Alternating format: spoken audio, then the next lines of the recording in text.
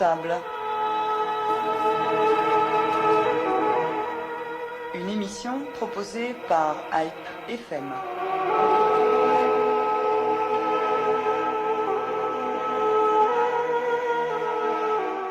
La guerre s'est intensifiée à Alep depuis quelques semaines. Russes et Américains ne s'entendent pas sur une solution. Et en attendant, la population civile et parmi les Arméniens endure des souffrances inhumaines. Dans ce quart sur table, nous tenterons d'expliquer l'incompréhensible. Comment en est-on arrivé là? Comment est-il possible de ne pas trouver les solutions nécessaires? Ce que la conscience humaine ne peut admettre, peut-être que la réflexion géopolitique pourra l'expliquer.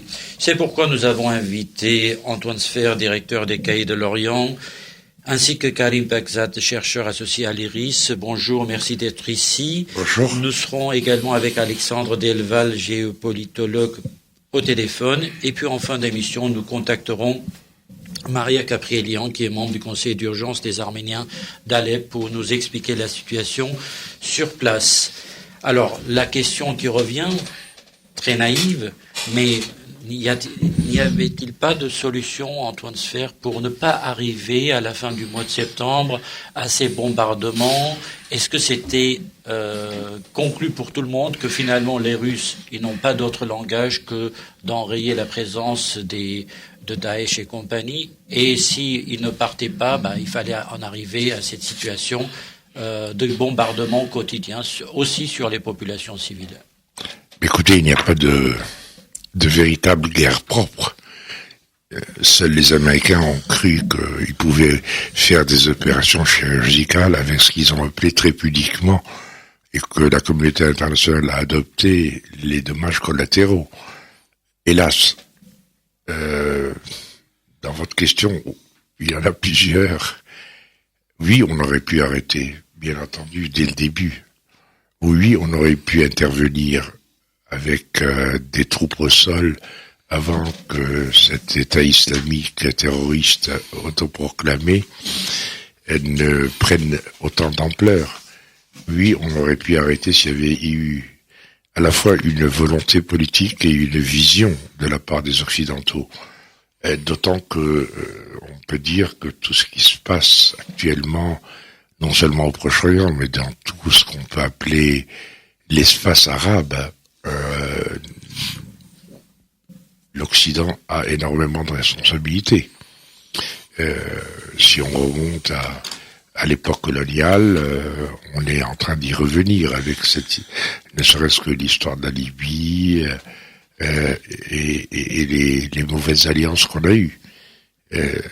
Pas plus tard qu'il y a quelques mois encore, notre ancien ministre des Affaires étrangères en France disait qu'on avait un seul allié stratégique dans la région, c'était l'Arabie Saoudite. Donc, on est un peu en plein dedans. Alors, comment faire aujourd'hui? Vous dites qu'il n'y a pas d'accord politique. J'ai l'impression quand même que les Américains et les Russes se sont beaucoup rapprochés avec la nouvelle proposition des États-Unis d'organiser des élections, de voir un peu comment s'arrêter. Mais ce qui est certain, c'est que quelle que soit la solution qui va intervenir, qui pourrait intervenir, rien ne sera plus comme avant. En Syrie, tout d'abord, dans la région ensuite, et rien ne sera plus surtout comme avant, j'allais dire, sur le plan du vivre ensemble, ou du vouloir vivre ensemble, que le Proche-Orient a connu. Les Occidentaux ne se rendent pas compte que le Proche-Orient n'est fait que de minorités. Donc les minorités sont, y compris dans les populations sunnites du Proche-Orient, j'entends bien. Je ne parle pas du reste du monde arabe, ou de l'espace arabe. Et donc, il y a certainement aujourd'hui une question qui devrait se poser. Que faire après? Bon, très bien, on a fini par éliminer Daesh. Je n'aime pas trop utiliser l'acronyme qu'ils se sont eux-mêmes donné, puisque c'est une façon de les reconnaître. Mais Que faire après?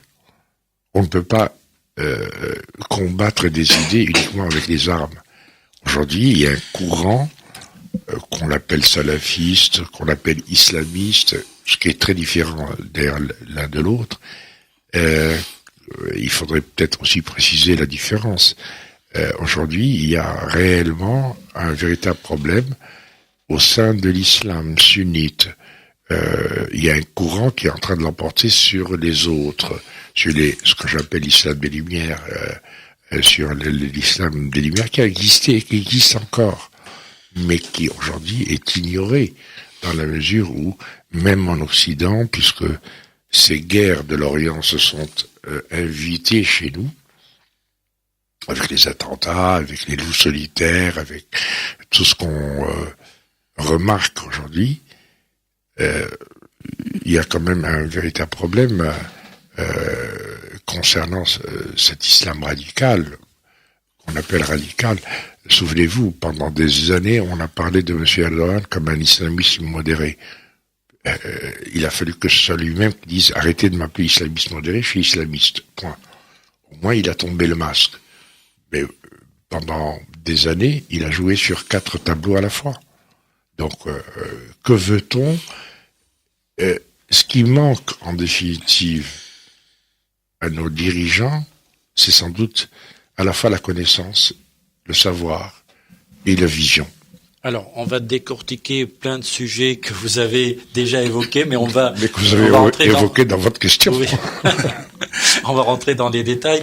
Alors, Karim Pakzad, avant de rentrer justement dans ces détails, déjà un premier sentiment, point de vue sur la situation sur place, parce qu'il faudra expliquer aussi à nos auditeurs la géographie d'Alep et pourquoi aujourd'hui on se concentre sur cette partie est d'Alep. Qu'y a-t-il d'important pour le régime et pour les Russes ici? Alep est important à plusieurs titres, pour les uns et pour les autres. Bon, tout le monde sait, Alep, c'est la deuxième ville de la Syrie.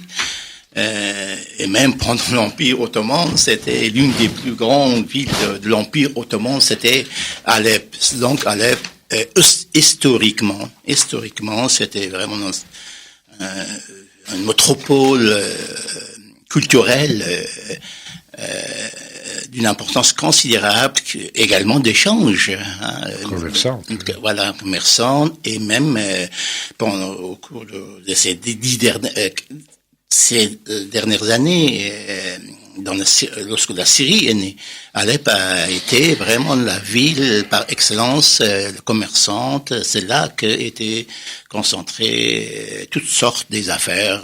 C'est la capitale industrielle. Absolument, tout, les financières, industrielles, artisanales, etc., etc. Et donc, pour le régime syrien, mettre la main sur Alep, ou plutôt reprendre Alep, qui a été divisé depuis le début de la guerre, depuis fin 2014. Lorsque cette ville a été divisée, à ce moment-là, les forces en présence, c'était beaucoup plus facile à reconnaître. C'était du côté de l'opposition, il y avait l'armée syrienne libre, soutenue par les Occidentaux. Dont on n'entend plus parler. Qu'on n'entend plus parler parce qu'après il y a eu des changements. On reviendra sur ces changements au sein de l'opposition qui a compliqué énormément cette guerre, parce que depuis maintenant il y a des intérêts contradictoires des puissances et même des puissances alliées dans cette guerre qui apparaissent. Bon, on revient pour la Syrie et puis pour la Russie qui le soutient, donc reprendre Alep de l'Est, parce qu'Alep est divisé. J'ouvre une parenthèse ici, que on parle énormément en ce qui concerne le bombardement de l'aviation russe et syrienne sur les quartiers est de l'Alep. Ce qui est vrai, évidemment, puisque, aux éditeurs, on voit quelques images de Alep. C'est une grande ville, une ville moderne avec, des rues, des bâtiments énormes, etc. Donc, et que maintenant, il n'y a pas de zone distincte entre des combattants et des civils. Et donc, certainement, le bombardement qu'effectue l'armée syrienne touche également les civils. Ça, c'est comme Antoine a dit tout à l'heure, oui, on ne connaît pas une guerre propre. Mais il y a l'Alep de l'Ouest qui a resté sous le contrôle de l'État syrien. Et l'Alep de l'Est, de l'Ouest, est également bombardée par des artilleries de l'opposition. Des forces, on reviendra sur les forces en présence plus tard. Rien que parmi les Arméniens, il y a eu 10 victimes pendant ces quelques jours. Et ce sont des Arméniens d'Alep de l'Ouest, justement, qui étaient visés, comme d'autres populations locales, par ces obus. Je tenais à souligner ce point concernant Alep. C'est pour dire qu'ici, en France, on parle beaucoup de Alep de l'Est, ce qui est normal, ce qui est acceptable, parce que quand même le drame que vit la population civile, ne peut pas laisser indifférent les gens. Mais en même temps, on ne parle pas des victimes ou des destructions de la même population. Parfois de la même famille qui se trouve d'un côté ou de l'autre, qui se trouve du côté de l'Ouest, où on ne parle pas. On a l'impression qu'il n'y a qu'un seul Alep. Non, il y en a 2 Alep. Voilà. Et il y a quand même une différence, il faut le dire, entre l'ampleur des bombardements russo-syriens sur Alep de l'Est et les bombardements qui viennent des rebelles vers la population de l'Ouest, qui existent. Je viens d'en parler. Parce que l'opposition n'a pas d'aviation. Vous faites quoi, une comptabilité des morts? Non, l'affrosité de l'aviation, quand même. Ce que dit Karim est fondamental. Alep, c'est 4 millions d'habitants. Il y a 3 millions d'habitants qui vivent dans ce qu'on peut appeler le centre et Alep Ouest. Il y a 300 000 qui vivent dans cette banlieue Est, parce qu'il faut bien préciser que c'est surtout une banlieue et non pas le centre. Son importance, c'est que c'est la route qui mène vers Raqqa. Raqqa qui est en quelque sorte la seconde capitale de l'État islamique. Mais ce que dit Karim est fondamental dans la mesure où on ne parle jamais des exactions et de la multiplication des acteurs sur le terrain auquel il a fait allusion. On a l'armée syrienne libre, on a Nosra, on a Al-Qaïda qui ne s'est pas rallié à l'État islamique encore. Pas encore en tout cas, et on a les entre guillemets les étrangers à la zone, notamment les occidentaux. Et tout cela, ça fait, pardonnez-moi le terme, une shakshuka complètement, une ratatouille un peu difficile à comprendre. Voilà ce que je voulais juste ajouter à ce que disait. Voilà, pour terminer, l'importance donc pour l'opposition. Ça, c'était l'importance pour le régime syrien. Sans parler de l'aspect militaire. Non, l'aspect pour l'armée syrienne, l'importance pour l'aspect psychologique, absolument. Pour l'opposition, en fait, depuis que le régime syrien a marqué de points, après l'engagement réel sur place de l'aviation, des conseillers russes. Bon, on sait que depuis un an, maintenant, le régime syrien a reculé dans différents endroits. Vous vous souvenez, on a repris pas mal des endroits. Et Alep reste la principale aujourd'hui. Le principal endroit, l'endroit de ce qu'on appelle ici en Occident, l'opposition, parfois on l'appelle modérée, la position non djihadiste ou djihadiste, ce qui, moi, je conteste absolument. Mais on reviendra lorsqu'on parlera précisément des forces en présence. Oui. Mais en tout cas, pour cette opposition qui se trouve aujourd'hui à Alep, s'ils perdent Alep, ils n'ont que deux solutions. Ou se disparaître, engagés dans des guérillas de petits groupes qui s'amènera à rien du tout, ou aller vers l'État islamique. Et c'est la raison pour et donc lorsqu'on parle de cette situation pour l'opposition, il faudrait savoir que cette situation inquiète ceux qui soutiennent l'opposition, à savoir l'Arabie Saoudite, enfin tous ceux qui sont engagés dans cette guerre contre le régime syrien et et la Russie. Alors, C'est-à-dire tous justement, les parents de l'opposition. Une question se pose, comme elle se pose d'ailleurs à Mossoul aujourd'hui, est-ce qu'il faut encercler, ne pas laisser partir pour en finir avec ces rebelles de toutes catégories à Alep même? Est-ce que c'est ça la stratégie des Russes et des Syriens du régime aujourd'hui? En fait, est-ce possible de les encercler? Moi, je ne pense pas. Je ne pense pas que les Russes cherchent à tout prix une solution uniquement militaire. J'étais en Irak il y a quelque temps, dans la région, que j'ai discuté avec pas mal des responsables, y compris gouvernementaux. Moi, je pense que aussi bien la Russie que l'Iran, ils sont disposés à négocier. Mais ils ne négocieront pas une chose où demain l'Iran et la Russie seront absents. C'est ça, mais l'impression fausse qu'on donne ici, en Europe ou en Occident, c'est que les Russes sont attachés au sort de Bachar al-Assad. Je ne pense pas. Justement, il y a un problème, Antoine Sfer, c'est que le régime ne veut pas avoir autour de la table les plus extrémistes. Les plus extrémistes considèrent que c'est des koufars, c'est des mécréants, donc ils peuvent pas s'asseoir avec Bachar al-Assad parce que idéologiquement c'est incompatible. Et religieusement. Religieusement. Et comment faire alors? Qui va négocier finalement? Écoutez, vous voulez tuer le gardien de la vigne ou vous voulez manger le raisin de la vigne? Ça, c'est toute la question. Bachar al-Assad est aujourd'hui un dictateur, tout le monde le sait, tout le monde est d'accord. Mais comment voulez-vous être crédible quand vous voulez abattre un dictateur en vous alliant à des théocraties dictatoriales comme l'Arabie Saoudite et le Qatar? Déjà, vous n'êtes plus crédible. Vous n'êtes pas audible. On a érigé comme dans le droit public international un nouveau concept qui est le devoir d'ingérence. En quoi je suis concerné, pardonnez-moi d'être cynique, par la guerre de Syrie, et moi, citoyen français? En quoi suis-je obligé de choisir entre la peste et le choléra? En aucune manière, je ne le suis.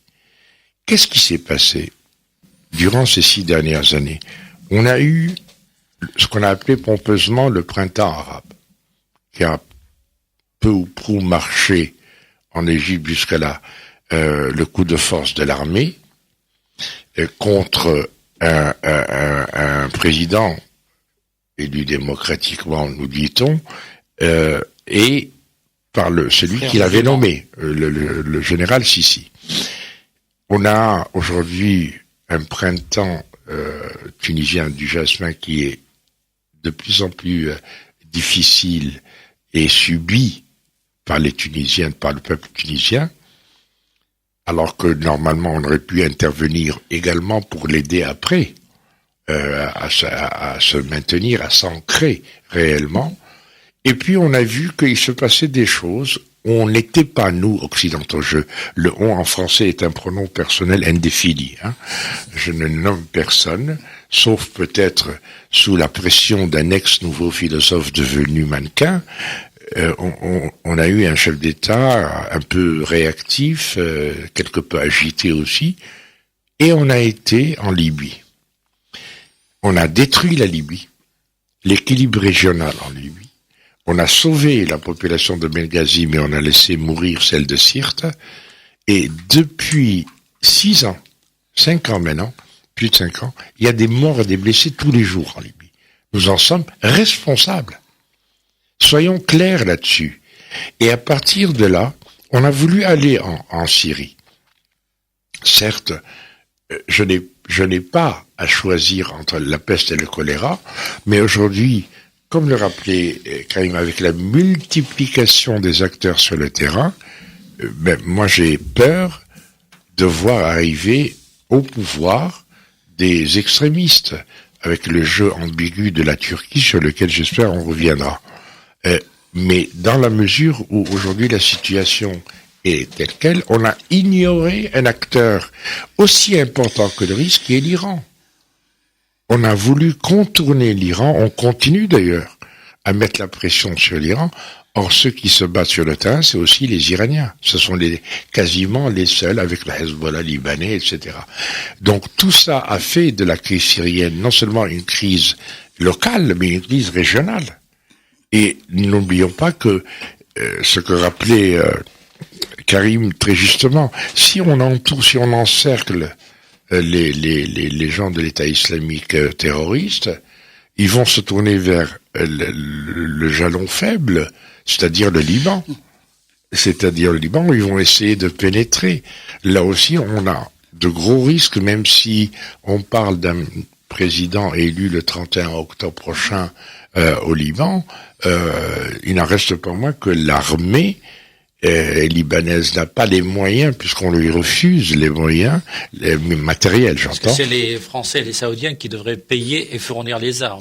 C'est la promesse qu'ont fait les Saoudiens. Il n'en est rien à ce jour. Mais la promesse n'engage que ceux qui le font, comme on le voit. Non, mais après, les Saoudiens ont dit clairement que il n'est jamais question que je finance cet achat si il n'y a pas des mesures prises par le gouvernement libanais contre le Hezbollah. Bien entendu. Alors qu'on est sur le Libanais, Antoine connaît parfaitement cette situation-là.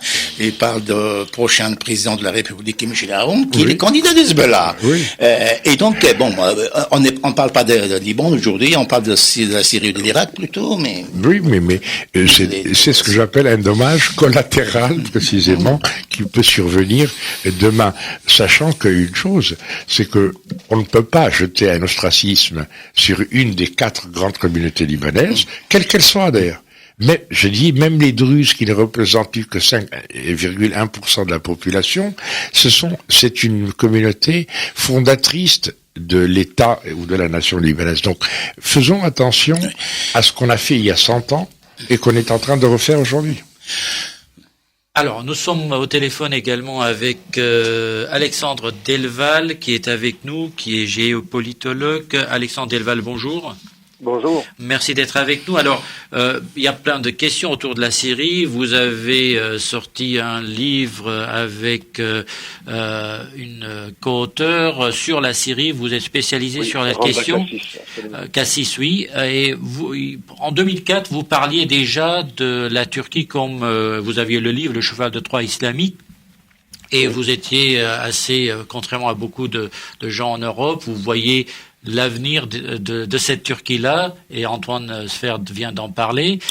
Alors aujourd'hui, quand on parle d'Alep, quand on parle de Mossoul, on revient à l'Empire ottoman, parce que toute cette région-là appartenait à cet empire, et Erdogan veut représenter cet empire, le nouvel empire turc, sur la base de l'Empire ottoman. Alors la question, vue de Turquie, est-ce que Alep, parce qu'on sait les ingérences de la Turquie, dans les affaires syriennes, il y a déjà 5 ans. Voilà.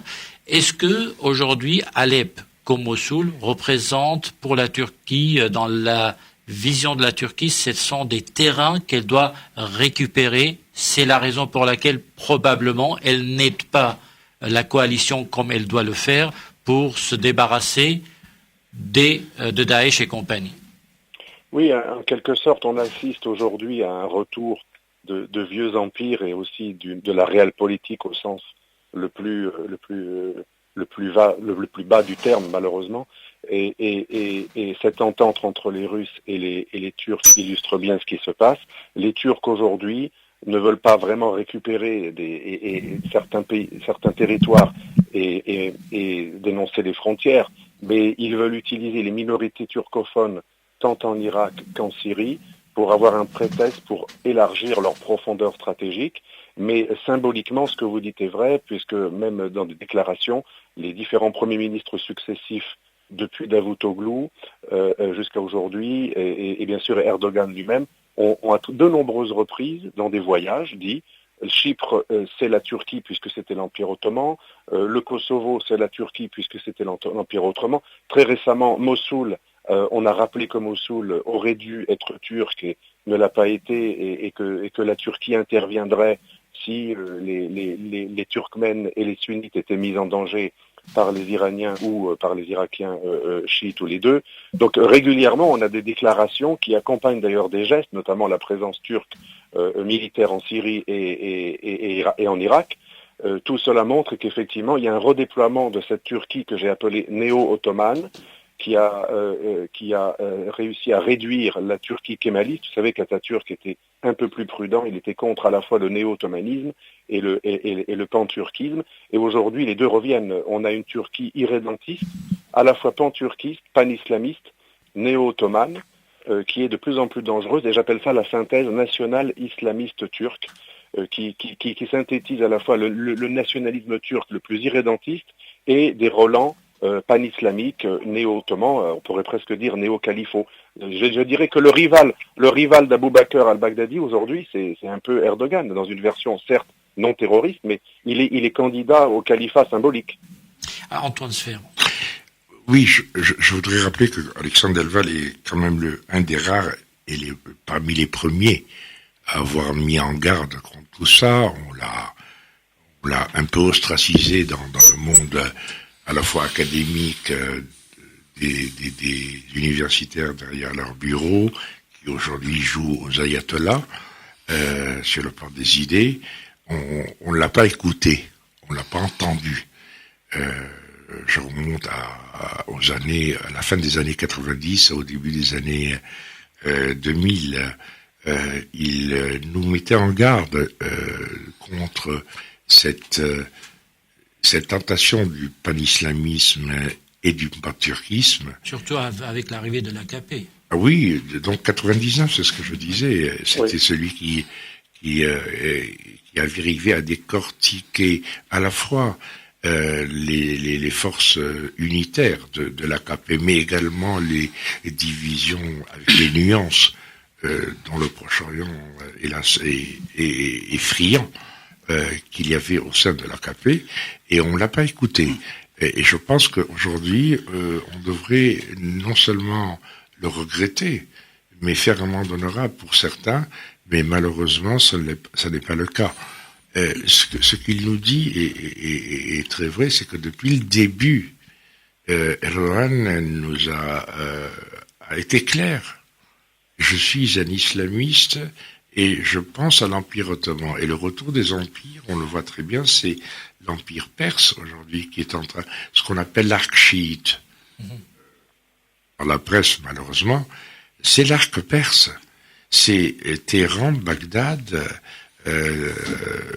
Damas et bien entendu le Hezbollah à Tyr. Ce qui fait de l'Empire perse un rival très important pour l'Empire ottoman éventuel ou putatif, c'est que les Perses sont pour la première fois depuis 6 siècles une puissance méditerranéenne. Et ça, ça devient de plus en plus important, ce qui a rendu l'Iran incontournable. Les Américains l'ont compris, les Européens hésitent encore parce qu'ils sont alignés sur les Américains qui les empêchent d'y aller, etc. Et aujourd'hui, qu'on le veuille ou non, et malgré tout ce que on peut reprocher à la République islamique iranienne, vous avez une alliance stratégique que les États-Unis essaient de mettre sur place sans aucun pays arabe, c'est la Turquie, Israël et l'Iran. Et entre les trois, c'est une rivalité pour savoir qui, parmi ces trois, sera le primo inter pares dans la relation avec les Américains. Or, l'Iran aujourd'hui a de plus en plus d'avantages. Tout d'abord, c'est une fenêtre sur l'Afghanistan et le Pakistan. C'est une fenêtre sur la Caspienne et le Caucase.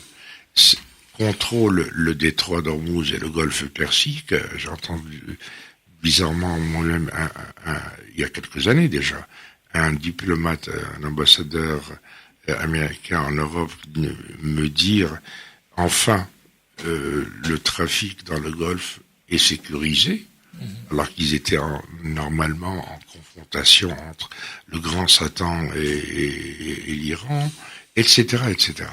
Donc je crois qu'il y a une redistribution des cartes aujourd'hui, et comme l'a rappelé très justement Alexandre Delval, qui, de l'Empire turc ou ottomano-turc et de l'Empire perse, va l'emporter sur le plan régional. Mais les Russes, ils ne sont pas là pour élargir seulement leur influence. ils sont là aussi pour se défendre à l'intérieur. Ils ont la trouille de voir remonter l'islam radical et vers le nord et qu'ils aient de nouveau une nouvelle Tchétchénie. Enfin, j'en termine, la Turquie en elle-même aujourd'hui se voit un peu mise à l'écart avec un cauchemar pour Erdogan, c'est de voir un Kurde ou une entité kurde qui viendrait s'ajouter au Kurdistan irakien à sa frontière avec la Syrie. Donc tout cela, il va falloir cuisiner autrement pour les mettre un peu plus clairement sur la table. Karim Pakzad. Oui, concrètement, si on regarde de près le rôle qu'a joué la Turquie en Syrie, ou le rôle qu'il veut jouer en Irak, ce sont des rôles déstabilisateurs de ces deux pays. Je pense qu'Erdogan la Turquie a une grande responsabilité dans ce que s'est passé en Syrie, de ce qui s'est passé en Syrie depuis maintenant 5 ans. Si on prend les événements un par un, c'est la Turquie qui a contribué énormément. Évidemment, je n'exclus pas la responsabilité du régime de Damas, de Bachar al-Assad, lorsqu'au début mars 2011, il a mené une répression féroce contre les manifestants qui, au début, étaient pacifiques à Daraa. Mais sous cette répression, certains éléments de l'armée appartenant à la communauté arabe sunnite sont désertés. Et la Turquie, en pensant que le moment est venu. Le moment est venu d'avoir une influence, non seulement une influence, mais carrément de mettre en place enfin les frères musulmans syriens, qui se trouvaient depuis toujours à Ankara, et il a contribué à la militarisation de la contestation en Turquie. Et par la suite, moi, ce que j'appelais toujours, c'est la Turquie devenue l'autoroute du djihad. C'est 10 000, à peu près 10 000 combattants d'origine occidentaux. Et le rôle de la Turquie dans le pétrole. Absolument. C'est financer Daesh. C'est par la Turquie. C'est à Ceyhan que se retrouvait, grâce à un chypriote ou israélo-chypriote, le fameux docteur Farid, qui a organisé un peu à la criée. On parle aussi de l'implication du fils Erdogan dans ces manœuvres. Mais je veux dire que tout ça s'est produit par la suite. Moi, je suis là au début de rôle de la Turquie, qu'il a voulu militariser en espérant l'Occident. Et l'Occident était dans la même position que la Turquie en pensant que très vite, avec ces désertions, le régime syrien va tomber. Voilà l'erreur fondamentale. Mais par la suite, on a vu que le régime syrien a perdu énormément, jusqu'à 2/3 de son territoire, mais il n'a pas tombé grâce à l'Iran au début et à Hezbollah libanais. Et c'est à ce moment-là que l'Arabie saoudite est apparue. Et donc, on a vu concrètement une alliance entre la Turquie et l'Arabie saoudite qui dure encore sur l'Irak. Une alliance et une rivalité. Oui, mais tout à l'heure, j'ai dit qu'il y a une contradiction énorme entre, y compris, il y a des contradictions entre les États-Unis et la France en concernant la Syrie. C'est ça la complexité de la situation en Syrie. Moi, je crois qu'on n'a pas le temps, même en 2 heures, de évoquer tout un par un. Mais il y a une chose, pardonnez-moi, je finis, il y a une chose. Bon, la Turquie a fait ça, ensuite le pétrole, etc. Mais ce qui est encore aujourd'hui dangereux, extrêmement dangereux, c'est le rôle que la Turquie veut jouer en Irak. C'est-à-dire qu'aujourd'hui, pratiquement, selon les Irakiens, et moi je crois qu'ils ont raison, une parcelle de territoire irakien dans le nord a été occupée par la Turquie. Et moi, quand j'étais à Bagdad et dans le sud, Ah bah tout le monde, moi en tant que Français, que je n'avais aucun rôle politique, ils m'ont reproché qu'en tant que Français, mais vous parlez de tout, mais notre pays a été occupé par la Turquie, vous dites pas un seul mot. Vous voyez un peu le sentiment des Irakiens. Mais aujourd'hui, Ali Abadi, le Premier ministre, il refuse tout rôle pour la Turquie à Mossoul, alors que Erdogan insiste. Bon, les Américains, maintenant, essayent de trouver un rôle humanitaire pour la Turquie, pour le calmer, etc. Mais c'est ça, c'est-à-dire que la Turquie, ensuite, qu'est-ce qu'elle a fait? Dans cette alliance avec l'Arabie Saoudite, il a abrité tous les opposants arabes sunnites, anciens président de parlement qui a été accusé de terrorisme, et très récemment, il a mis en place de toutes pièces une brigade. Pour donner la parole oui. à Alexandre Delval, 2 mots sur Bachar el-Assad, parce que pendant 5 ans, tous les jours, l'obsession française et occidentale était de dire Bachar el-Assad, il faut qu'il parte, c'est la condition sine qua non, on voit rien d'autre, et après tout sera réglé. Et puis Bachar el-Assad, il est toujours là, il partira pas apparemment. Quelle solution peut-on trouver à cette problématique? C'est ce que nous exprimions avec Randa Kassis dans un livre. Vous savez que Randa Kassis est une opposante à Bachar el-Assad, mais une opposante syrienne, je dirais modérée, vraiment modérée. Laïque. Et laïque, qui représente toutes les minorités, et pas que les chrétiens, parce qu'elle était mariée avec un alawite, mais elle est chrétienne elle-même, et très laïque. Elle a un mouvement qui représente toutes les minorités. L'idée, c'était d'associer tout le monde. Et au début du conflit, enfin au début du printemps arabe qui avait déjà dérivé en hiver islamiste, elle alertait la communauté internationale et notamment les Français qui étaient plus pro-saoudiens que les Saoudiens presque.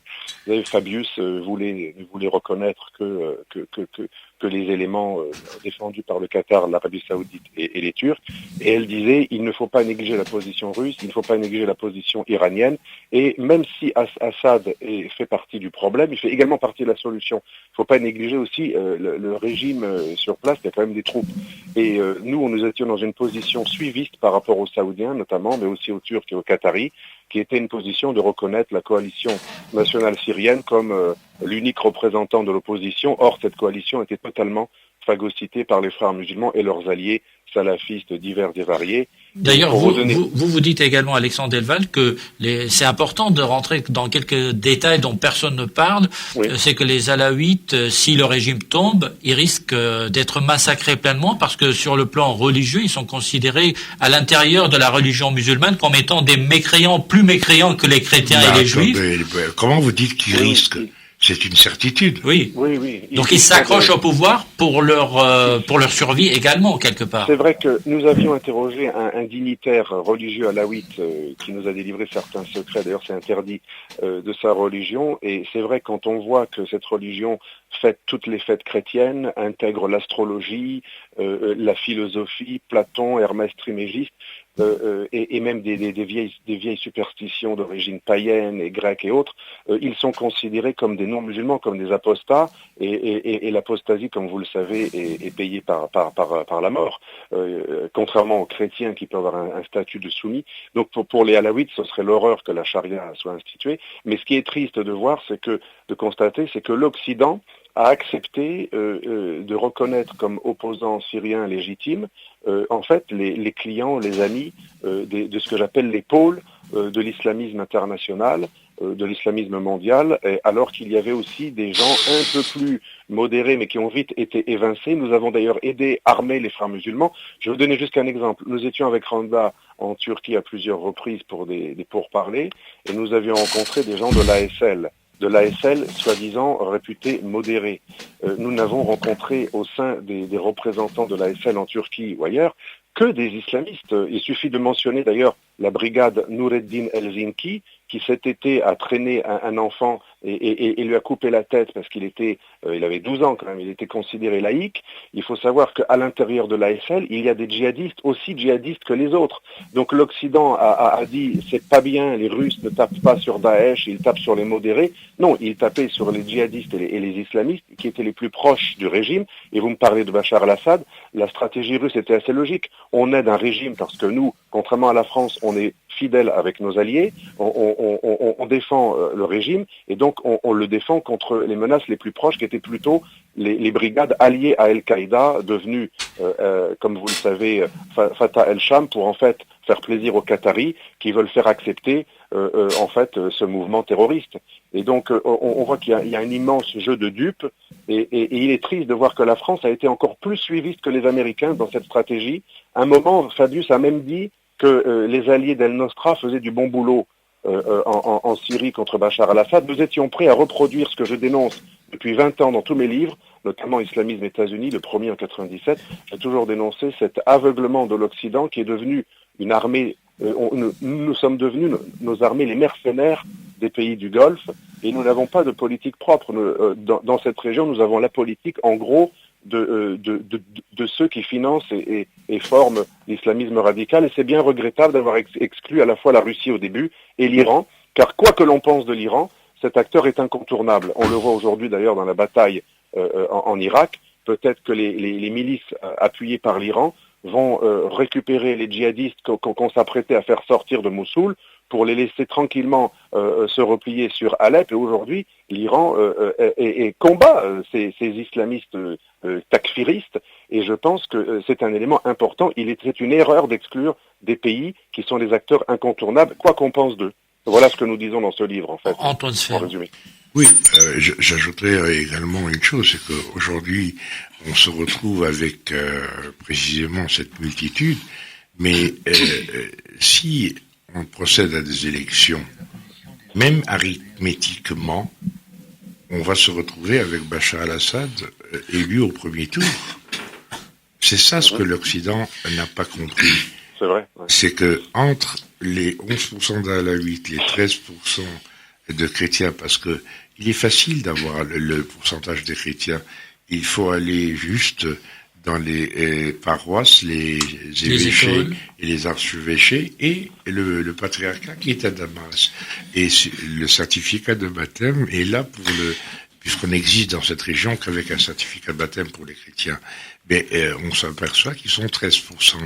Si vous ajoutez les 6% de Druzes, si vous ajoutez les 15% de Kurdes, et enfin, au moins 20% des sunnites qui ont atteint la classe moyenne grâce au régime. Et vous dites qu'ils sont pro-pouvoir. Mais bien entendu, aujourd'hui, les droits de l'homiste qui nous imposent aussi leur dictature en Europe sont très loin de la réalité. Les droits de l'homme élémentaires dans cette région du monde, c'est boire, manger et si possible, envoyer ses enfants à l'école. Donc on est réellement dans une sorte de rupture, de clivage de connaissances et de savoir de l'autre côté de la Méditerranée, des autres rives de la Méditerranée. Nous venons de vivre aujourd'hui les élections législatives au Maroc. C'est un élément très important. Aujourd'hui, certes, les islamistes du PJD qui sont devenus légitimistes, il ne faut pas l'oublier, ont remporté une majorité relative, mais les éléments non pas modérés, mais disons modernistes de la société ont quand même aussi fait augmenter énormément le nombre de sièges remportés par le parti qu'on peut appeler centriste, qui les a quasiment, qui les talonne en nombre de sièges. Donc, il y a des choses qui se passent qui n'intéressent pas nos médias et qui n'intéressent donc pas du tout les hommes politiques en France et en Europe.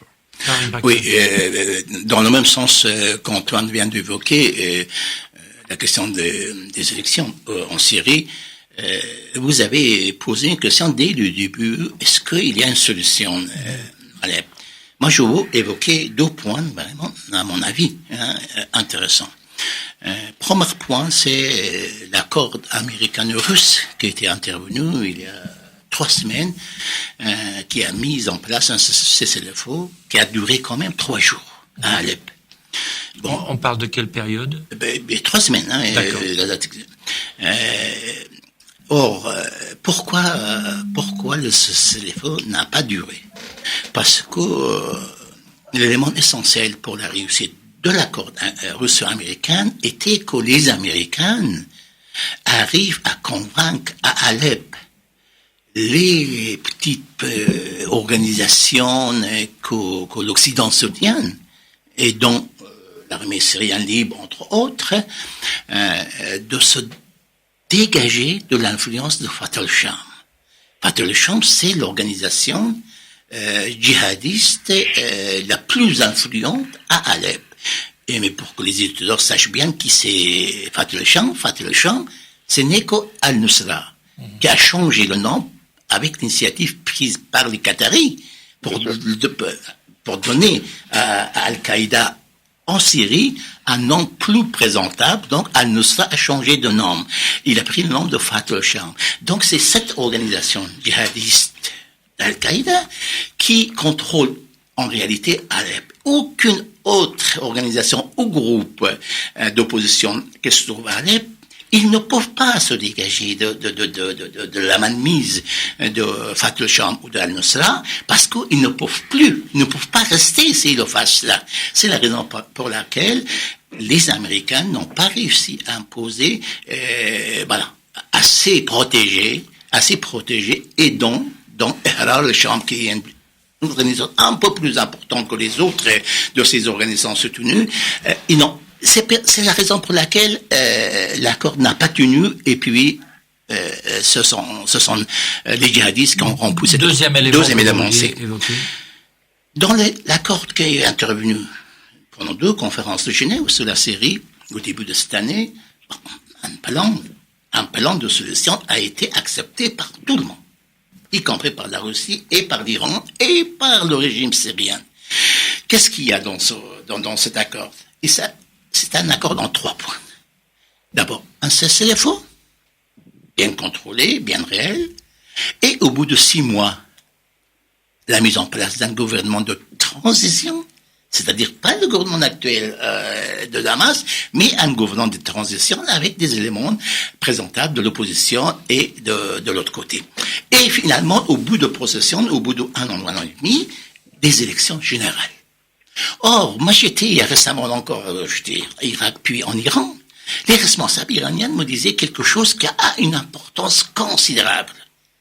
Oh, ils disaient, nous sommes prêts pendant cette élection que les Syriens qui se trouvent dans les zones sous contrôle du régime, les Syriens qui se trouvent dans les zones sous contrôle de l'opposition, les Syriens qui se trouvent dans les camps des réfugiés en dehors de la Syrie, y participent. C'est un élément extrêmement important où personne ne parle ici, ni les journalistes, ni le... Alors justement... Oui, donc, je conclue, j'ai évoqué cet épisode parce qu'on entend se faire annoncer, prédire que dans une élection, le régime syrien de Boubacharat pourrait gagner. Moi, je suis le témoin par une haute autorité iranienne qui me dit, nous sommes prêts à accepter des élections. Alors justement, on va en parler aussi avec Alexandre Delval. C'est les solutions. Est-ce qu'il y a une solution à trouver dans les prochains jours? Parce qu'on a une inquiétude quand même pour Alep. Ça, c'est sur le plan, on va le dire, en dehors de la géopolitique et les considérations militaires ou autres, sur le plan humain, il faut qu'on aille très vite vers une solution. Mais aussi, politiquement, est-ce que les intérêts des Américains et des Russes peuvent converger à un moment donné pour que finalement la solution arrive, sinon elle n'arrivera pas. Et si des gens comme Karim Bakhzat l'évoquait, des Al-Nusra ou Fatah al-Sham, ils arrivent, ils existent encore si fortement, c'est parce que quelque part les Américains, ça les arrange d'avoir leurs alliés et que cet allié ne soit pas Daesh. Donc il ne faut pas affaiblir ces forces-là. Finalement, Bien pour sûr. vous, quelle est la solution qui devrait parvenir ? Alors la solution, elle est très ambitieuse et difficile à réaliser puisque structurellement, elle est rendue presque impossible par le fait qu'une sorte de nouvelle guerre froide est réactivée. Regardez, quand on a dans le débat américain, pour faire une petite digression, quand on a voulu discréditer Trump, qui d'ailleurs, faut avouer, se discrédite tout seul, mais qu'est-ce qu'on a lancé comme accusation? Il est pro-russe. La pire accusation aux États-Unis, c'est pas être pro-islamiste ou pro-Daesh ou pro-Al-Qaïda, c'est être pro-russe. Tant qu'il y aura cette réactivation de guerre froide, cette querelle, à mon avis, suicidaire entre deux pôles de l'Occident, ce sera difficile de trouver une solution locale, puisque l'une des dimensions de la guerre en Syrie, c'était d'essayer de changer le gouvernement, avec au départ une révolution de velours qui a vite dérapé, pour en fait faire perdre à la Russie un accès majeur dans la mer chaude Méditerranée, qui était le seul accès en mer chaude proche avec la mer Noire, d'où le lien entre l'Ukraine et la Syrie. Il y a un point commun, c'est la volonté de la Russie de conserver des accès aux mers chaudes de l'Ouest face à une offensive occidentale qui consiste à l'en retirer et à la repousser. C'est la vieille stratégie du rollback. Donc tant qu'il y aura cette priorité occidentale d'amoindrir l'espace et la profondeur stratégique russe, il y aura une réaction russe et il y aura un désaccord, j'allais dire, structurel, global, entre les deux grandes puissances. Donc les pauvres États, jadis le Liban pendant la guerre du Liban et aujourd'hui la Syrie, sont également otages, et les forces en présence sont réactivées par des puissances régionales irrédentistes, mais aussi les grandes puissances se livrent une guerre indirecte. Donc la solution que nous proposions avec Randa, c'était mettre tout le monde autour de la table et essayer d'associer toutes les parties, parce que l'exclusion de l'Iran ou de la Russie au début les a rendus furieux et a accentué cette mésentente. Et aussi au niveau concret, ce que l'on proposait, mais c'est peut-être idéaliste, hein, c'est une solution fédérale. On ne pourra pas obliger les sunnites qui sont de plus en plus d'ailleurs islamistes, à accepter une laïcité à la alawite ou à la chrétienne, et vice-versa. On ne pourra pas obliger les minorités, qui composent à peu près 30-35%, et Antoine Serre avait raison de parler des sunnites pro-régime, il y en a beaucoup plus qu'on le croit, et peut-être que si on ajoute les minorités et les sunnites non islamistes, on arrive effectivement à plus de la majorité s'il y a des élections. Donc nous, on proposait une solution fédérale quand même, où on accepte une transition avec un départ progressif de Bachar al-Assad, mais ça ne doit pas être une condition. Dès lors que l'on pose comme condition le départ de Bachar, ça empêche tout accord viable. Donc il faudrait, je pense, un peu plus de pragmatisme, et les Occidentaux n'ont rien fait, malheureusement, dans leur stratégie pro-Qatari, pro-turque et pro-saoudienne, surtout pour la France. Les Occidentaux n'ont pas réuni les conditions nécessaires pour préparer un début de solution qui doit être par étapes, progressive, et qui commence par une association de toutes les parties. Antoine Serre. Oui, j'ajouterai, parce que Alexandre Delval vient de dire une chose importante, surtout pour la France. Nous avons fermé notre ambassade à Damas. Quelle erreur! Or, j'ai l'impression que l'ambassade est utile avec les adversaires. Si Monsieur François veut appeler Angela, il prend le téléphone et il l'appelle. Et si les deux veulent appeler Barak et son successeur éventuel, ils prennent le téléphone et ils parlent. C'est des amis entre eux, ils partagent tout. Mais on a besoin d'une ambassade avec l'adversaire. Je me souviens que Poncé, en 1939, a attendu la veille de la déclaration de la guerre et de l'invasion de la Pologne pour quitter Berlin. C'est quand même inimaginable aujourd'hui que les franco-syriens, que les expatriés, parce qu'il y en a en Syrie, sont sans ambassade ni représentant. Ce qui est, j'allais dire, à la fois un crime diplomatique et, bien entendu, une ignorance, une inculture insondable. Mais est-ce que quelque chose a changé depuis le départ de Fabius au Quai d'Orsay? Je crois pas. Non, je crois pas, dans la mesure.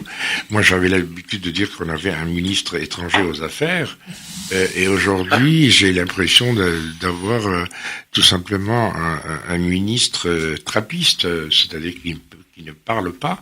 Et d'ailleurs, peut-être c'est mieux. C'est mieux qu'il ne parle pas, sauf que le château parle. Et le château continue à être plus royaliste que le roi, ouais, alors qu'il est ignorant. Il est dramatiquement sans savoir. Alors, quand on est sans savoir, on se tait.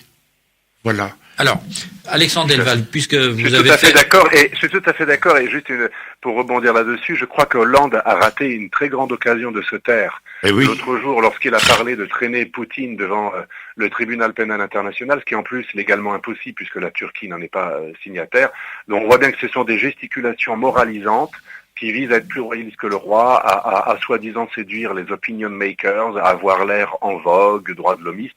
Et ça, c'est pas de la politique. On est très très loin de la politique sérieuse. On est dans des gesticulations qui ne font que donner du grain à moudre aux anti-occidentaux. Et je pense que la diplomatie française, tant avec Hérault qu'avec Fabius, a été extrêmement préjudiciable à la paix dans cette région. Et il est triste de voir que le pays de Gaulle soit si peu pragmatique et si peu cohérent dans ses positions. Alors justement, vous avez évoqué les élections et la campagne électorale aux États-Unis. Est-ce que la Russie se dépêche à frapper chaque jour de plus en plus fort à Alep avant l'élection probable de Hillary Clinton? Est-ce que vous voyez un lien? C'est probable, mais surtout, ce qu'on oublie de dire, ce qui est très cynique, mais malheureusement ce qui est vrai, quand l'ennemi adore la mort et qu'il prend les civils en otage, quoi que vous fassiez, vous êtes piégés. C'est comme les Israéliens avec Gaza. Vous répondez aux terroristes, vous tuez des innocents, forcément, puisqu'ils empêchent les civils de sortir. Vous ne répondez pas, ils continuent à progresser. C'est un véritable dilemme. On a un ennemi asymétrique qui utilise les civils comme des boucliers humains, qu'il est très très difficile de vaincre. Et moi, j'aimerais bien voir les résultats de la guerre de Mossoul. Vous allez voir. D'ailleurs, ce qui est extraordinaire, les Occidentaux disent que c'est scandaleux ce que font les Russes à Alep, où il y a des boucliers humains, mais ils ont quand même averti qu'à Mossoul, il risquait d'y avoir des boucliers humains et des dommages collatéraux. Ce qui est extraordinaire aussi. Parce que pour l'instant, on est à l'extérieur de Mossoul, donc c'est pas très évident, mais quand on va entrer dans la ville, eh bien, ce que vous venez de dire va automatiquement se réaliser. Il n'y a pas de choix. Voilà, c'est pour ça, absolument. Et c'est pour ça, je pense qu'il n'y a même pas spécialement un plan russe pour aller forcément très vite. C'est que on a un ennemi qui est asymétrique, qui est soi-disant modéré, mais qui est allié à Al-Qaïda, qui a changé de nom, comme disait monsieur, pour avoir l'air plus respectable et pour justifier le fait qu'on l'a aidé indirectement et même militairement. Mais donc, cette situation, elle est inextricable, que ce soit les Israéliens, les Syriens ou les Irakiens. Comment combattre un ennemi qui prend des civils, des femmes et des enfants comme boucliers humains? C'est très compliqué. Et en plus, comme les Occidentaux ne veulent pas de troupes au sol, ils délèguent les troupes au sol à des milices locales, notamment par exemple les Kurdes, ce qui brouille toute relation avec la Turquie qui devient furieuse de voir les Kurdes monter. C'est assez inextricable. On se demande comment vaincre cet ennemi. Il faut énormément d'hommes au sol et il faut une solution politique. Parce qu'on va libérer Mossoul, mais qu'est-ce qui va se passer? Les sunnites vont encore se sentir persécutés par les chiites, ce qui est l'origine d'ailleurs du succès de Daesh. Donc moi, je pense que ce qui se passe en Syrie est largement exagéré. Il y a eu 370 morts il y a quelques semaines. Certes, c'est horrible, mais quand l'ennemi se cache dans des immeubles et auprès des familles, malheureusement, il est très difficile de ne pas casser des œufs. Et les Occidentaux oublient quand même Hiroshima et Dresde. Un ennemi totalitaire, malheureusement, vous ne pouvez pas l'évincer de manière chirurgicale en ne frappant que les méchants. Ça existe que dans les jeux vidéo, et encore. Et donc c'est ça aussi le manque de réalisme de l'Europe, mais surtout le manque de cohérence et d'honnêteté intellectuelle, parce que, je le répète, à Mossoul, des dirigeants de l'armée américaine ont récemment averti qu'il y aurait des dommages collatéraux parce qu'il y avait des boucliers humains. Donc ce qui est étonnant, c'est que ce qui est valable pour les Occidentaux quand ils font des dommages collatéraux sont des erreurs, comme les 90 Syriens loyalistes qui ont été tués pendant le cessez-le-feu, les Américains ont fait un communiqué, c'est une erreur. Par contre, quand les Russes font la même chose, c'est un crime de guerre. Donc là aussi, il y a un manque de cohérence qui ne facilite pas la réconciliation et l'entente entre Russes et Occidentaux, que j'appelle de mes voeux. Et voilà, donc on observe aussi, il y a une guerre de la désinformation qui est fondamentale aussi sur à Alep notamment. Antoine Sfer. Oui, je vais encore ajouter, mais ce débat est devenu presque, j'allais dire, une charge juridique les Occidentaux avec nous trois, mais malheureusement c'est parce qu'on essaie de balayer devant notre porte aussi. Il y a des gens aujourd'hui qui mettent en garde contre tout ça, contre le double langage, contre le deux poids deux mesures, etc.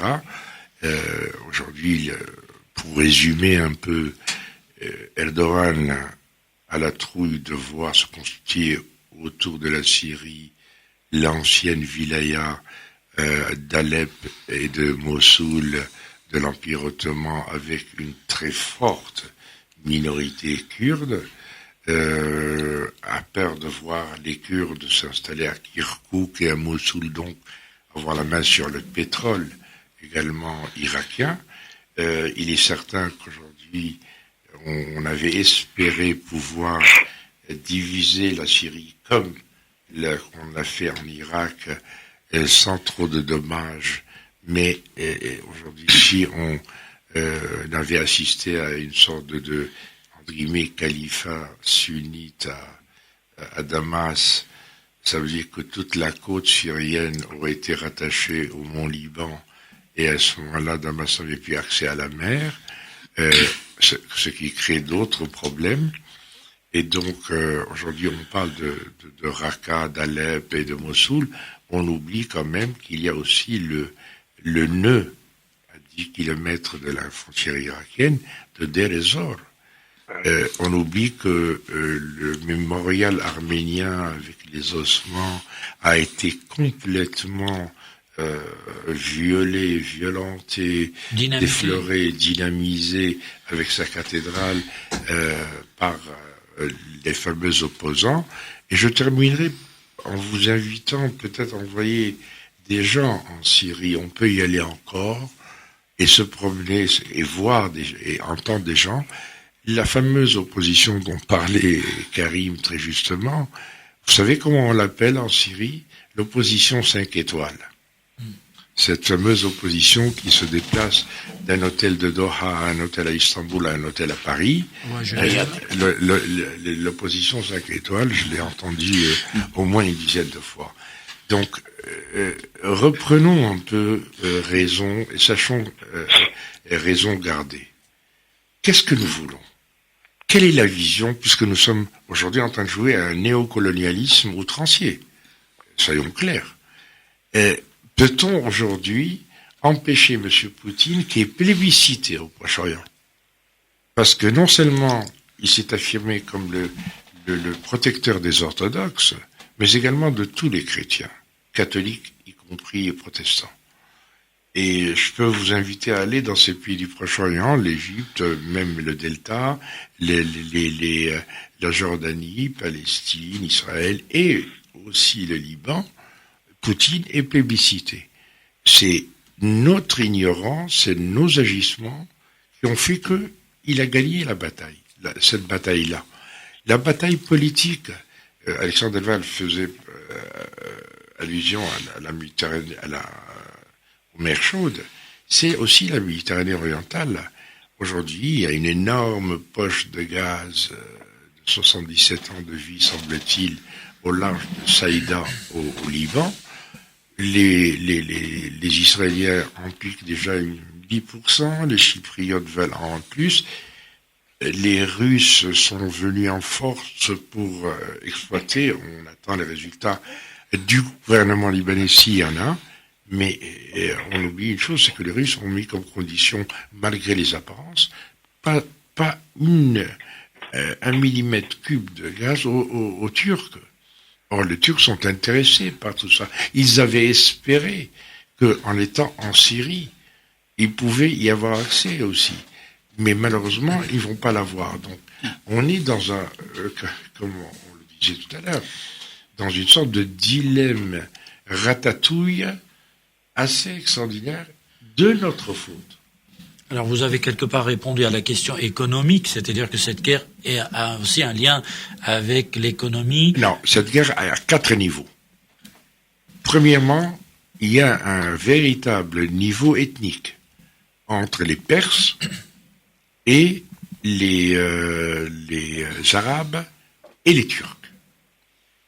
Deuxième niveau, il y a, qu'on le veuille ou non, un niveau confessionnel entre l'interminable guerre des sunnites et des chiites. Et contrairement à ce qu'on pense, certes, au début, c'est le même socle islamique, mais au fil des siècles, c'est devenu aussi 2 religions différentes sur le plan dogmatique, que nous le voulions ou non. Troisième, c'est bien entendu la stratégie. Quand aujourd'hui on a l'Iran qui contrôle le golfe Persique par lequel passe 17% de notre approvisionnement énergétique, et 65% de notre approvisionnement à nous occidentaux, y compris le Japon, et qu'on soit en train, avec la guerre du Yémen, d'encercler l'Arabie Saoudite, que nous le voulions ou non. On oublie qu'en Arabie Saoudite, dans la région pétrolière, il y a 30% de chiites, et dans le pays, il y en a 10, ça revient à 10, qu'au Koweït, ils sont 30% de Koweïtiens de la communauté chiite. On oublie que 27% des Émiratis de la population appartient également à la communauté chiite, 70% à Bahreïn avec un roi maintenant sunnite, puisqu'on a décidé que le Bahreïn et surtout le Qatar, 173 000 habitants nationaux. On en a fait un pays quand même. Hein. Les chiites sont majoritaires. Oui, bien entendu. Majoritaires. Ils sont minoritaires dans l'ensemble du monde. Oui, bien entendu. Donc, aujourd'hui, on assiste à l'érection d'un Vatican chiite. Et le Vatican sunnite est en rivalité. Le Vatican, on pensait que c'était l'Arabie Saoudite. Maintenant, il est contesté par Erdogan. Alexandre Delval l'a bien rappelé. Et par aussi le retour de l'Égypte sur la scène arabe. On l'oublie également. Et ce retour peut aussi être surprenant. Et la carte qui est, j'allais dire, la carte verte au bridge, c'est-à-dire la carte fermée, et dont on ne sait pas encore quel serait l'avenir. Alors, Karim Baghdad, est-ce que on s'oriente, parce qu'on en parle, on vu la situation, est-ce qu'on s'oriente, ou est-ce que c'est ridicule d'en parler, vers une troisième guerre mondiale? Non, je ne pense pas, quand même. Je ne pense pas, parce que l'enjeu d'une troisième guerre mondiale, c'est tout à fait différent de ça. Mais encore pour une fois, je suis vraiment, comment on dit, à contre-courant de tout ce que se dit en Occident. Je ne pense pas que c'est Poutine qui chercherait cette troisième guerre mondiale. Tout à l'heure, Antoine Esmer a souligné l'importance de la Syrie pour la Russie, non seulement par des différentes bases militaires qu'elle a en Syrie, que lui donne l'accès à la Méditerranée, mais également c'est à partir de là que la Russie essaye vraiment de revenir dans le jeu mondial par le jeu au Proche-Orient, au Moyen-Orient plutôt. C'est la raison pour laquelle il y a une excellente relation entre Bagdad et la Russie, sans parler des relations assez particulières, très amicales, entre l'Iran et la Russie. Et puis la Russie revient, on ne parle pas ici suffisamment, la Russie revient en Inde. Et ce qui a une importance considérable dans le jeu américain en Asie de l'Est, en Asie orientale. Les Américains ont quasiment je vais dire totalement, mais quasiment abandonné le Pakistan parce qu'ils cherchaient d'avoir une influence considérable en Inde pour jouer ce jeu mondial en Asie orientale plus qu'au Moyen-Orient. Je ne pense pas parce que à ce moment-là, cette guerre mondiale ne sera pas comme les deux premières guerres mondiales, assez limitées dans l'espace, Europe ou un peu Japon, etc. Parce qu'aujourd'hui, s'il y a une guerre mondiale, personne ne peut assurer que les belligérants n'utiliseraient pas la bombe nucléaire. Et pas seulement les Américains, les Russes, il y en a d'autres. Je termine pour un point. On a parlé beaucoup de jeux de la Turquie. Moi, je pense qu'il y a un point qu'il faudrait souligner, et ça aussi, c'est l'incohérence de la politique occidentale qui se met en évidence. C'est le rôle vraiment des stabilisateurs de la Turquie en Irak. Au tout début, Antoine, M. Deval a souligné cette revendication quasiment historique de la Turquie sur le nord de l'Irak, parce que vraiment aussi, après la chute de l'Empire ottoman, la division de territoire, la Turquie a perdu donc Mossoul au profit de la. Mais pour les nationalistes turcs, la revendication de revenir dans cet espace n'a jamais été disparue, même si ces revendications n'ont jamais été portées également officiellement par les différents gouvernements turcs. Mais aujourd'hui, on a peur. Aujourd'hui, on a peur qu'avec la politique qui est suivie par Erdogan, et M. Deval a vraiment, d'une manière excellente, a décrit ses ambitions, et ces ambitions aujourd'hui en Irak peuvent se traduire vraiment il y a un risque pas de la Troisième Guerre mondiale, mais un risque d'une guerre dans la région. C'est-à-dire que si jamais l'intégrité de l'Irak, d'une manière pas par l'intervention d'État islamique ou des groupes djihadistes, mais par l'intervention éventuelle de la Turquie ou de l'autre côté par l'Arabie saoudite se dessine, l'Iran ne restera pas les bras croisés. L'Iran a annoncé clairement, nettement qu'il ne tolérerait pas, et d'ailleurs, hier, l'ambassadeur de la Turquie a été appelé au ministère des Affaires étrangères iranien à Téhéran pour lui signifier que attention, ne jouez pas à ce jeu. Donc, s'il y a un risque, il n'y a pas de risque de Troisième Guerre mondiale, moi je pense que si la Turquie, continue dans cette politique, moi je pense que les Américains ont plus ou moins arrivé à maîtriser les ambitions de l'Arabie saoudite en Irak, pas partout.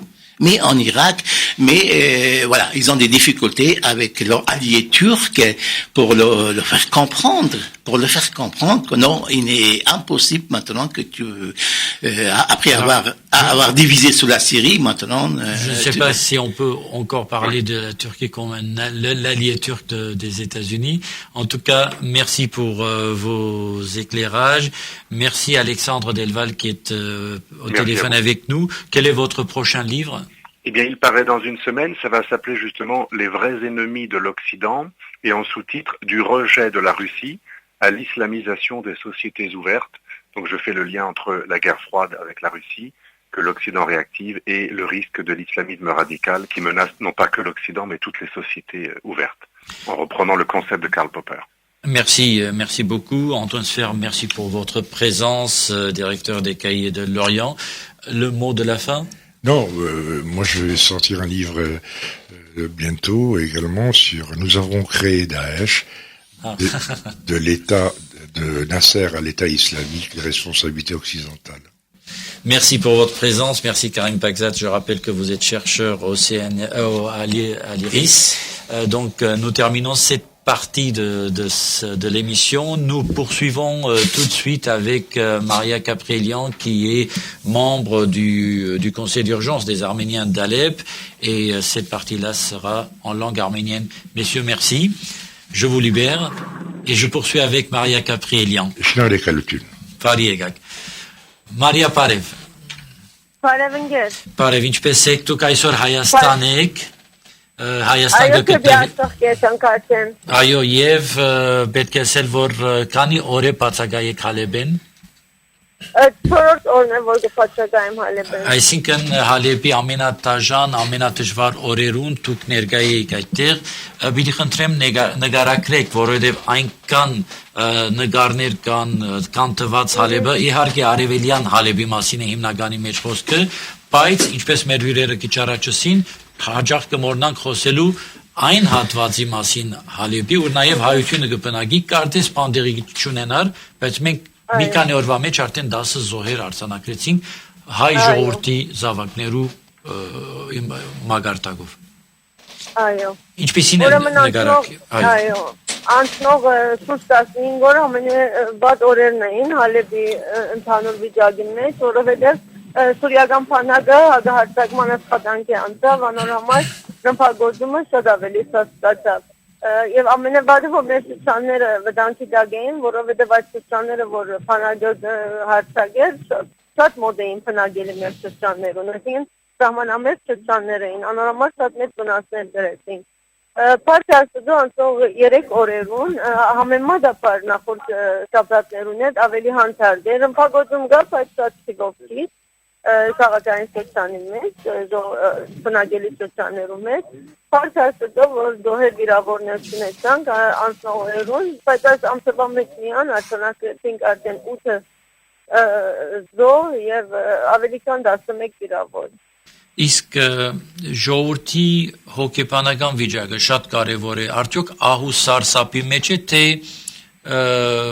պատերազմի մեջ ապրող սովորական երևույթ դարձած է արդեն, որ որևէ բան գտնարումպեր տեղալ։ Այո, դեսեք, սարսափը միշտ կա, այդ վարդյանը, որ հրցիրը գարցակվի, այդ վարդյան, որ հրասանցի գինա, այո, սարսափը ահավոր է, մանավանդ եթե վիրավորներ կան, բայց սակայն 1-2 ժամ հետո, այո, կյանքը ետք շարունակվի, ամենքը իրենց աշխատանքներում կերցան, աշակերտը դպրոց կերցա, ետք կբնականոնանա կյանքը, անորոմալ գա սարսափը, բայց աստիճանին չէ, որ մենք միշտ այդ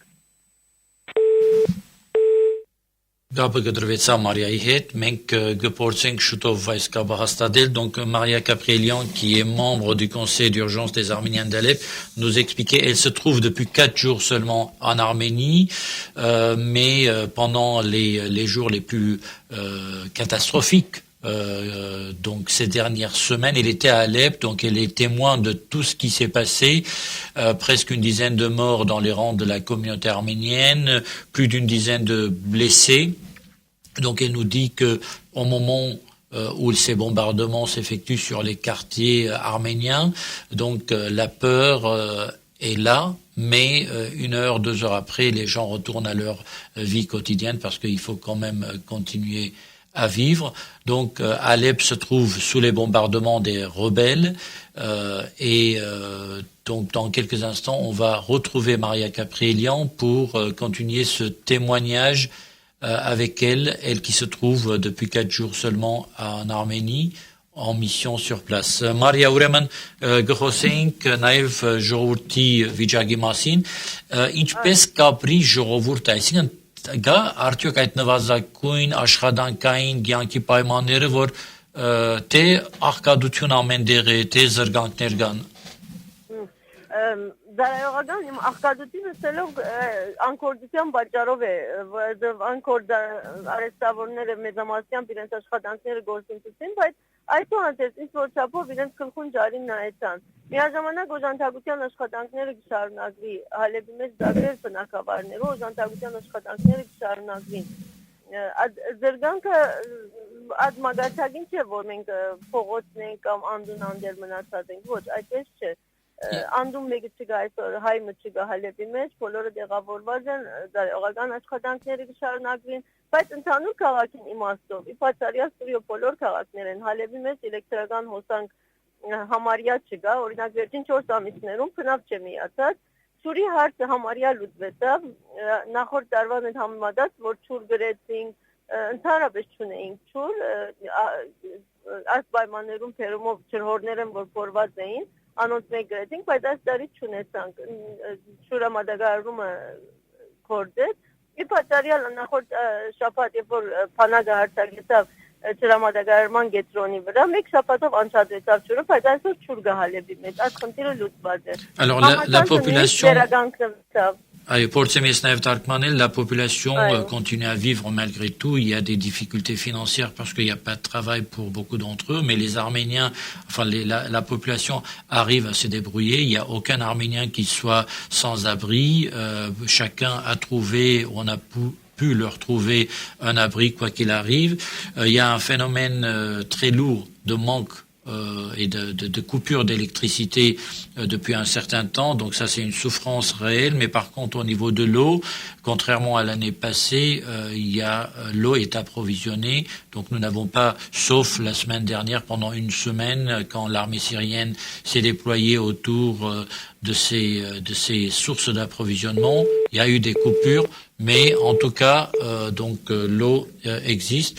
Nous allons essayer de retrouver Maria Caprielian. La ligne, malheureusement, est entrecoupée et nous voulons absolument savoir quelle est la situation des Arméniens sur place, mais également pour ceux qui voudront partir en Arménie, parce que depuis quelques jours, quelques semaines, on entend parler de ces centaines de demandes de familles, de citoyens arméniens d'Alep qui désirent partir de la ville. Alors, certains vers le Liban, d'autres, ceux qui peuvent, malgré toutes les difficultés des visas, vers l'Occident, mais c'est surtout vers l'Arménie que regardent les Arméniens d'Alep et de Syrie, et c'est là que on va voir réellement si les Arméniens d'Alep sont désireux, comme on l'entend ici et là, de partir d'Alep, de tout laisser derrière eux. Est-ce que la situation est si catastrophique pour que, franchement, on laisse tout tomber et puis qu'on parte probablement sans retour possible? Donc ce sont des questions qu'on souhaite poser à Maria, mais malheureusement la ligne, donc comme elle est sur le chemin vers le Rarapar, c'est probablement, malgré qu'elle soit arrêtée sur le chemin pour nous parler, malheureusement, il semble qu'il sera impossible de l'avoir au téléphone. Nous essayons une dernière tentative. Donc plein de questions se posent sur ce départ des Arméniens d'Alep vers l'Arménie.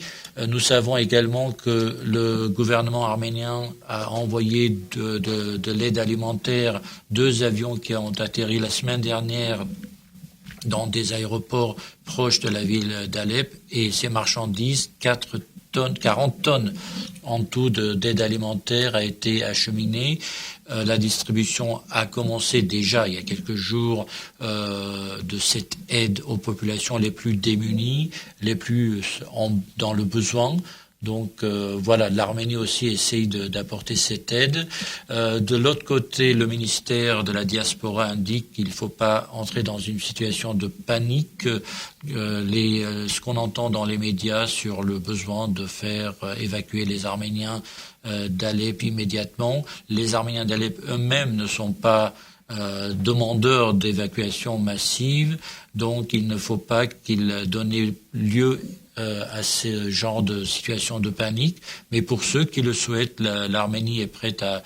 D'ailleurs, les 2 avions auraient pu ramener avec eux certains de ces Arméniens-là, mais les demandes n'étaient pas aussi nombreuses que l'on imagine par rapport à la situation sur place. Nous sommes en contact encore avec Maria Gabrielian. Maria? Այո, ուրեմն նաև խոսենք դեպի Հայաստան երթալու ցանկություն ունեցողներու մասին, որքանով ճիշտ է այդ տեղեկությունը, որ հարյուրավոր հալեբահայեր այսօր պատրաստ են ամեն ինչ լքելու եւ երթալու Հայաստան եւ կոչ կուղեն օգնության։ Hello. Այո, գլսենք ձեզ։ Որքանով հայերը, հալեբահայերը կուզեն այսօր Խնդրեմ, հա, որովհետև ճամփունը վրա է, մանրամասն հաջող կանցադրություն։ Մարիա։ Այո։ Հա, եթե կարելի է գանքնեցուցեք ինքնաշարժը, որովհետեւ հնարավոր լա քիզը չկորսնցնել։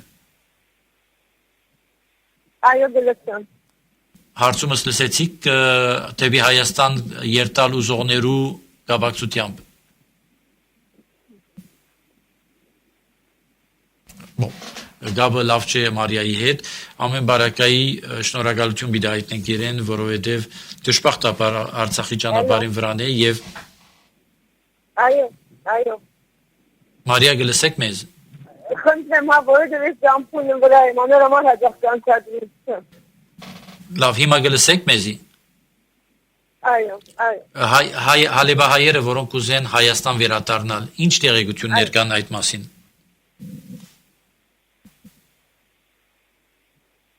Այո, գլսեմ։ Լավ, ուրեմն Մարիա մեզ լավ չի լսեր, իրեն գտվի թե մեզ գլսե։ Շնորհակալություն Մարիային, ամեն բարակայի մեր միտքը հալեբահայության հետ է այսօր եւ ընդհանրապես Սուրիո բնակչության հետ, ժողովրդի հետ, որովհետեւ կարելի է պատկերացնել հագարակ նկարագրվածին թե կյանքը ինչ որ ցևով, ինչ որ չափով կշարունակվի, կրնանք պատկերացնել, որ ինչ զրկանքներով եւ ինչ դժվարություններու միջով կանցնի հալեբահայությունը եւ Սուրիայի ժողովուրդը։ Շնորհակալություն եւ ցտեսություն։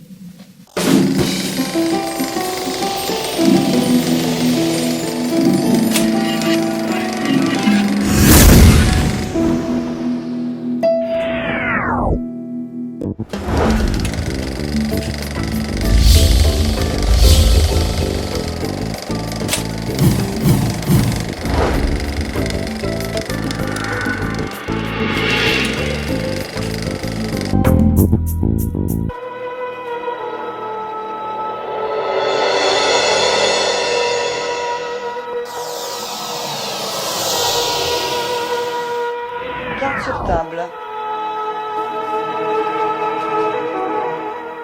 Une émission proposée par Alp FM.